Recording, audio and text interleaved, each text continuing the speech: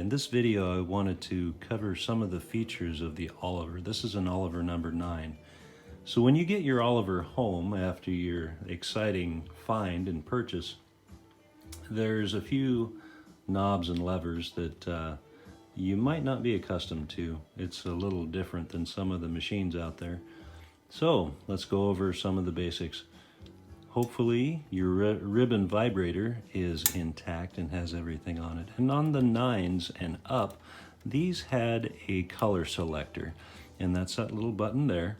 You push it down and you'll feel it depress. It's under some spring tension, so you'll feel it depress and then it slides back and forth. Sometimes those get a little rusty, so a little bit of oil and patience is good. These little metal pieces are pretty thin metal, so they can break.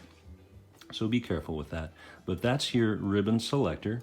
Your tab is this button here. This one isn't adjusted quite right, so the second tab is a little sticky. And then the third is not too bad. But if you can see it here, these tab stops, these are the tab stops, and you adjust them wherever you want it to stop. And this last one here, the long one, this little pin on the end, that's what makes the bell strike. And so this last one is often at 70. And that seems to be a pretty good spot for that. So that's how you adjust the tab stops.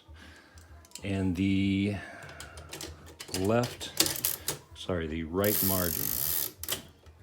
So here's the left margin, and there's the right margin. The left margin is this little button here, and that controls, once you depress that, and you can do that with your hand too. You can move this down with your hand, and you can pull that back or forward. This little bar here. And often I like to leave it at 5. And if you look real close in here, there's a little pointer.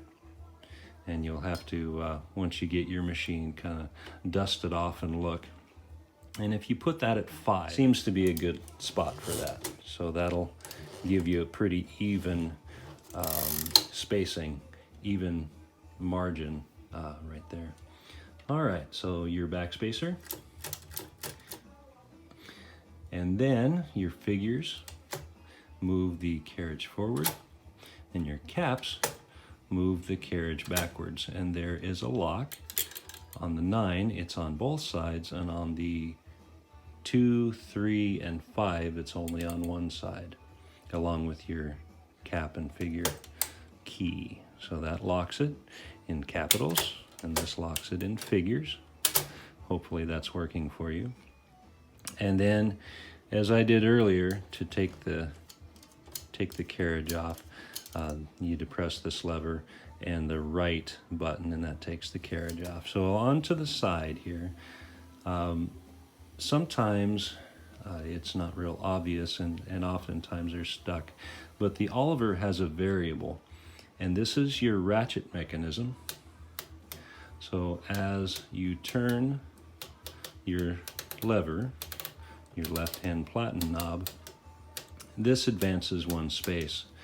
If you hold this down and turn the other knob, what'll happen is it lets the platen turn free from this ratchet. And so if you pulled your paper out and put it back in and want to line up that type line, that allows you to do that. Oftentimes these stick, and you'll need to get those unstuck. This is your ratchet release. It works on this spring here, okay?